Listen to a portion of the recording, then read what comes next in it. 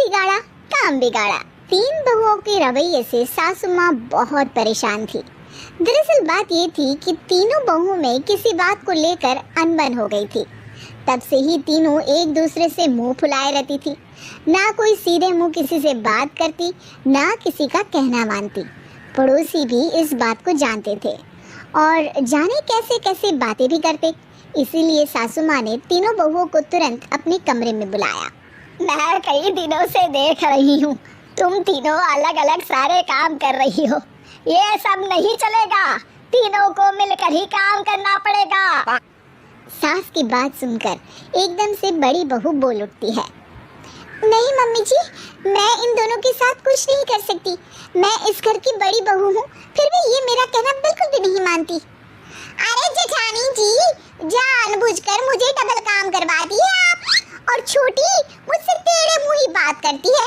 इन दोनों के बीच हमेशा सैंडविच बन जाती है मेरी, और मैं हमेशा आलू की तरह बीच में मसली जाती हूँ। मम्मी जी, इन दोनों को लगता है कि मैं छोटी हूँ तो इनके पैरों तले दब जाऊंगी, लेकिन नहीं, मेरा भी उतना ही अधिकार है जितना इन दोनों का है। बढ़िया आई दोनों मेरी चुगली करने के लिए, मुझे क्या कम समझ रखा है। तीनों बहू एक दूसरे से बहस करने लगती है और सास दोबारा ये देखकर टेंशन में आ जाती है और सबसे कहती है, चुप हो जाओ, अब से तुम तीनों सारे काम एक साथ करोगी। आंख बंद करके एक दूसरे की बात सुनोगी। तुम तीनों इस बात को गांठ बांध लो, वरना अगली छुट्टियों में तुम्हारा अपना मायके जाना कैंसिल है। सास की बातें सुनकर डर के मारे तीनों हामी भर देती हैं। जी मम्मी जी, मैं समझ गई। हाँ मम्मी जी, जैसा आप कहें, आप जो कहेंगे मैं वही करूंगी।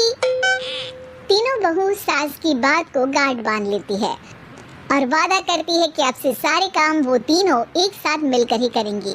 ये सब देखकर सास खुश हो जाती है और वहाँ से चली जाती है। नीचे जाकर वो देखती है कि घर में शर्मा जी आए हुए होते हैं। सास जोर से आवाज लगाकर कहती है, अरे बहू, जरा चाय बना कर तो लाना, शर्मा जी आए हैं। सास की बात सुनकर तीनों बहू तुरंत किचन की ओर भागती है और चाय बनाना शुरू कर देती है। मुझे तो एकदम मसाले वाली कड़क चाय पसंद है, तो हम शर्मा जी के लिए मसाले वाली चाय ही बनाएंगे। अरे नहीं दीदी, गर्मी के मौसम में मसाला चाय कौन पीता है? मैं तो शर्मा जी के लिए इलायची वाली चाय ही बनाऊंगी। ये कैसी बात कर रही हैं आप दोनों? मेरी मम्मी ने सिखाया है कि मेहमान को ज्यादा दूध और शक्कर वाली चाय देनी चाहिए, वरना वो घर वालों को कंजूस समझते हैं। तो मैं तो शर्मा जी को ऐसी ही चाय दूंगी। तीनों बहुएं अपने अपने तरीके से चाय में शक्कर, मसाला, पत्ती सब डाल देती है। उबलने के बाद तीनों मिलकर चाय बाहर लेकर जाती है और शर्मा जी और सासू माँ को देती हैं। चाय पीने के बाद शर्मा जी सासू माँ को देखकर शर्मा जाते हैं और शर्मिंदा महसूस करते हैं कि आखिर उन्होंने चाय पीने के लिए हामी क्यों भरी। सासू माँ भी चाय पीना शुरू करती है और कहती हैं, अरे बहू, ये कैसी चाय बनाई है?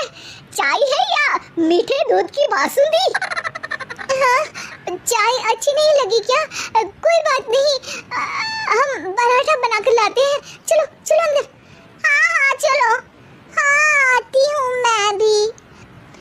नहीं नहीं, मेरा पेट चाय ने ही चौपट कर दिया, वही काफी है। पराठे से पोपट नहीं करवाना, मैं तो चलता हूँ। शर्मा जी चुपचाप पतली गली से निकल जाते हैं। अगले दिन सास बहुओं से कहती है, अरे बहू, जाओ जाके ऊपर के गेस्ट हाउस की सफाई कर दो। कल हमारे यहाँ मेरे दूर के रिश्तेदार आने वाले हैं, तो पूरे कमरे को चमका देना, समझी? तीनों बहू सास की बात को मानकर ऊपर सफाई करने चली जाती हैं और तीनों कमरे की सफाई चालू कर देती है। बड़ी बहू मकड़ी के जाले साफ करती है, तो बीच वाली झाड़ू लगाना और छोटी वाली सर्फ डालकर जमीन धोना शुरू कर देती है। अरे दीदी, जेठानी जी, अभी मैंने पूरी फर्श धोई और आप फिर से धूल नीचे गिरा रही हैं। और मछली जेठानी जी, आप बिना झाड़ू की धूल यहाँ छटक रही हैं। अरे तीनों को साफ करना है, एक साथ सफाई करते हैं ना। अरे वही तो, हम साथ साथ हैं, घर साफ साफ है। तीनों बहू ऐसे ही काम में उलझ जाती है और 2 घंटे तक एक ही कमरे की सफाई करती रहती है। बहुत देर से अपनी बहुओं को ना देखने के कारण सास ऊपर कमरे में उन्हें देखने जाती है, लेकिन कमरे में घुसती ही वो गीली फर्श पर फिसलने के कारण नीचे गिर जाती है। ओरी मोरी मैया, हड्डी मरोड़ के रख दी, आए मेरी तो कमर ही टूट गई रे। तीनों बहुएं सास को उठाती हैं और बिस्तर पर सुला देती हैं। अरे मेरे हाथ पैर दर्द कर रहे हैं, दबा दो, आराम मिलेगा। हाँ जी माँ जी। अरे जी माँ जी, जी माँ जी।